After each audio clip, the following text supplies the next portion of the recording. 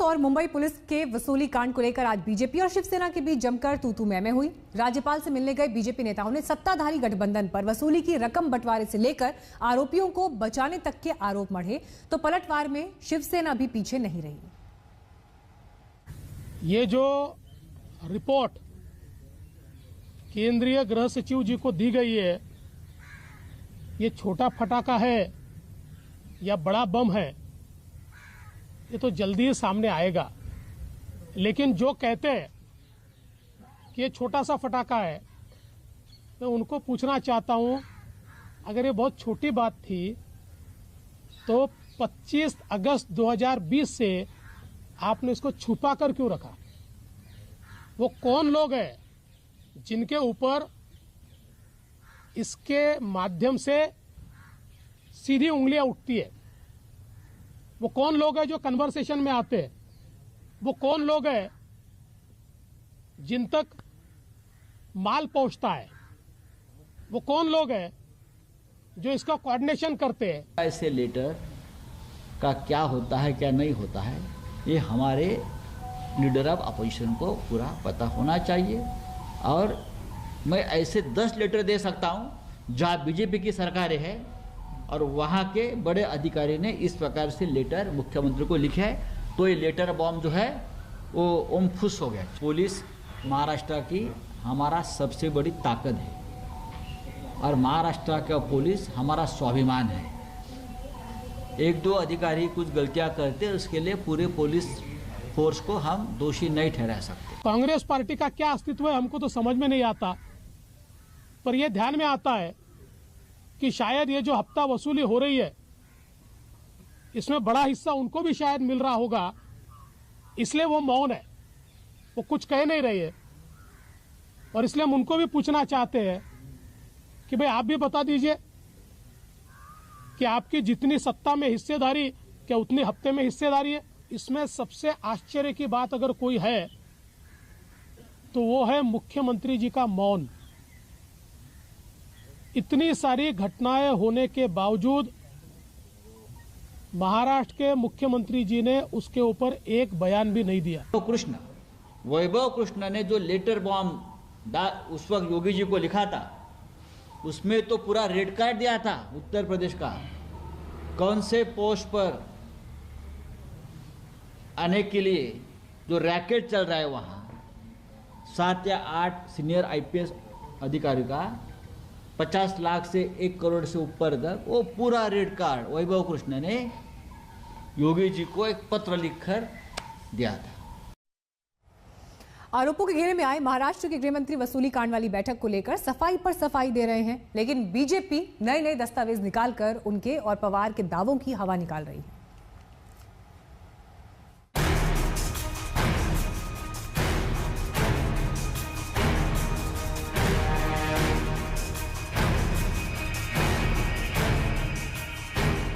भ्रष्टाचार, पुलिस अफसरों की पोस्टिंग में दलाली और एंटीलिया जैसी हैरतअंगेज साजिश। महाराष्ट्र में ऐसे तूफानी माहौल में सियासी हलचल बहुत तेज हो गई है। बीजेपी पूरे एक्शन में है। आज पूर्व सीएम फडणवीस की अगुवाई में बीजेपी नेता राज्यपाल के पास उद्धव सरकार की शिकायतों का पुलिंदा लेकर पहुंचे। वहीं कल रात उद्धव ठाकरे ने आरोपों के घेरे में आए अपने गृह मंत्री अनिल देशमुख के साथ बैठक की। इससे महाराष्ट्र सरकार में भागीदार कांग्रेस ने अपने खेमे में रायशुमारी की। उद्धव और कांग्रेस की मुलाकात का मकसद वही मुद्दे थे जिनसे महाराष्ट्र सरकार की किरकिरी हो रही है, लेकिन मुलाकात में बात क्या हुई ये कोई बताने को तैयार नहीं। बहरहाल अनिल देशमुख अपनी सफाई में वीडियो पर वीडियो जारी किए जा रहे हैं। मंगलवार को भी उन्होंने ऐसा ही एक बयान जारी किया, लेकिन आंकड़ों और दस्तावेजों की जंग में पवार और देशमुख बीजेपी से 19 पड़ रहे हैं। देशमुख सफाई बाद में दे पाते हैं, बीजेपी की खुफिया टीम कागज पहले निकाल लाती है। ऐसा ही एक कागज सोशल मीडिया पर जमकर वायरल हो रहा है, जो 15 फरवरी को देशमुख के एक चार्टर्ड प्लेन के जरिए नागपुर से मुंबई सफर का है। इधर टिकट सामने आया, उधर बीजेपी ने शरद पवार के उस अंदाजे बयान को निशाना बना लिया जिसमें उन्होंने देशमुख की पैरवी की थी। 15 से 27 इस बीच गृह मंत्री जी जो होम क्वारंटाइन थे वो आइसोलेशन में नहीं थे। कई लोग उनको मिले हैं, कई अधिकारी उनको मिले हैं, और जिसके बारे में जानकारी अगर हासिल करनी है तो बहुत आसान है। बीजेपी ने घेरा तो देशमुख भी सफाई को मजबूर हो गए। सामने आकर कहना पड़ा कि वो मुंबई में ही होम क्वारंटीन थे। नागपूर येथील माझ्या हॉस्पिटलमध्ये राहण्याच्या दरम्यान आणि मुंबईमधील माझ्या होम क्वारंटाईनच्या दरम्यान मी अनेकदा व्हिडिओ कॉन्फरन्सिंगद्वारे बैठका किंवा कार्यक्रमांमध्ये सहभागी झालो। एक और कागज जो उद्धव सरकार को परेशान कर रहा है वो है पूर्व इंटेलिजेंस कमिश्नर रश्मि शुक्ला की टॉप सीक्रेट चिट्ठी, जो अब सार्वजनिक हो गई है।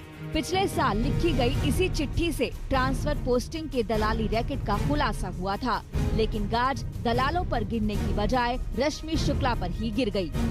ये जो इंटरसेप्शंस किए नियम के अनुसार और रिपोर्ट जो तैयार की, ये रिपोर्ट तैयार करना आपकी गलती है, क्योंकि इसमें जो लोग लिप्त हैं वे सारे के सारे लोग इसके कारण एक्सपोज होते हैं। हमें लगता है ये सारे षड्यंत्रकारी रिपोर्ट भी है और रश्मि शुक्ला जी ने किसी का भी फोन परमिशन लेके टैप नहीं किया। इलीगल फोन टैपिंग करने का काम वे करती थी। उसी के आधार पे निराधार रिपोर्ट उन्होंने तैयार की। लेकिन जब महाराष्ट्र में महाराष्ट्र विकास आघाड़ी की सरकार बन रही थी तो रश्मि शुक्ला इलीगली सारे नेताओं के फोन टैप कर रही थी। उसकी भी जानकारी सरकार के पास है। बात हुई थी एंटीलिया के बाहर विस्फोटक मामले से।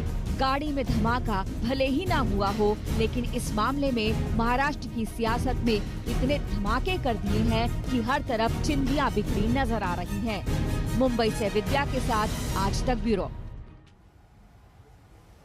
बिहार विधानसभा में कल से आज तक माननीयों के बीच वो जो कुछ भी हुआ हो, शायद विधानसभा की दरो दीवार ने कभी इससे पहले ऐसा नहीं देखा होगा।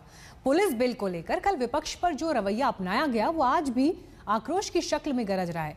तस्वीरें आपके सामने। हालांकि विपक्षी नेताओं ने भी आज मर्यादा का ख्याल नहीं रखा। तेजस्वी और नीतीश आमने सामने हैं तो विपक्षी विधायक आज धरने पर परिसर के बाहर जमे बैठे हैं। बाहर सुरक्षा जबरदस्त, लेकिन इस बीच आप देखिए काली पट्टी बांधकर कल के दिन जो कुछ भी हुआ उसे लेकर नाराजगी और विरोध जाहिर किया विपक्षी विधायकों ने। नारेबाजी, हाथों में पोस्टर। लेकिन कल की तस्वीर भी आपके सामने, और इसे लेकर तेजस्वी यादव ने भी मुख्यमंत्री नीतीश कुमार पर गंभीर आरोप लगाए। विधानसभा के बजट सत्र का आज आखिरी दिन है और एक सदन अंदर चल रहा है, यानी कि विधानसभा के अंदर एक सदन चल रहा है तो दूसरा एक सदन जो है वो परिसर में बाहर आप देख सकते हैं यहाँ पर जो है वो यहाँ पर चल रहा है।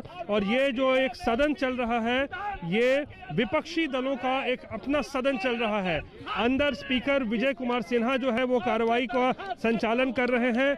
लेकिन और बाहर में अगर देखिए तो भूदेव चौधरी जो कि आरजेडी के विधायक हैं वो यहाँ पर मौजूद हैं। वो भी यहाँ पर जो है सदन चला रहे हैं और आपको पूरी कहानी समझाते हैं। दरअसल कल जिस तरीके से घटना घटी थी उसके बाद आज विपक्ष के सभी विधायकों ने जो है जो सदन का जो है वो बहिष्कार किया है और एक पैरेलल सदन जो है वो बाहर आप देख सकते हैं वो चला रहे हैं यहाँ पर। और यहाँ पर भूदेव चौधरी जो स्पीकर की भूमिका में है, क्योंकि भूदेव चौधरी जो है वो उप स्पीकर बनने के लिए जो है वो महागठबंधन के उम्मीदवार हैं, उसका भी आज चुनाव होना है। और यहाँ पर देख लीजिए, यहाँ पर आप देख सकते हैं किस तरीके से अपना विरोध प्रदर्शन जो है वो लगातार किया जा रहा है। तो पैरेलल सदन, एक सदन जो अंदर चल रहा है विधानसभा के बिल्डिंग के अंदर और एक सदन जो है वो बाहर चल रहा है मैदान में। और विपक्षी दल जो है वो यहाँ दिखाने की कोशिश कर रहे हैं। अरे सामान्यतः चर्चा में भाग लेना चाहिए, कोई तरीका नहीं है। और किस तरह से यहां पर खड़ा होकर के जो करवाया गया, यहां पर खड़ा होकर के जो करवाया गया, क्या तरीका है ये? आज तक इतने दिनों से मैं भी विधायक रहा हूं 85 में और 89 में हम लोकसभा में चले गए उस समय, और पिछले चौथे टर्म में हम यहां काम देख रहे हैं, और इस प्रकार का दृश्य हमने नहीं देखा आज तक विधानसभा में कि ऐसा कोई दृश्य होता है और इस प्रकार से काम करने की कोशिश होती है। बड़ा भयावह नजारा था जब इस तरह का काम नीतीश कुमार जी के निर्देश पे किया जा रहा था। हम जब सदन में रहते हैं तो नीतीश कुमार गायब रहते हैं। अभी नीतीश कुमार जी के भाषण को हमने सुना। नीतीश कुमार जी समाजवादी के नाम पे कलंक है। नमस्कार, मैं हूं अंजना ओम कश्यप। हमें उम्मीद है ये वीडियो आपको पसंद आया होगा। लेटेस्ट खबरों के लिए यूं ही देखते रहिए आज तक, और इस वीडियो के पसंद आने पर लाइक, शेयर एंड सब्सक्राइब करना ना भूलें।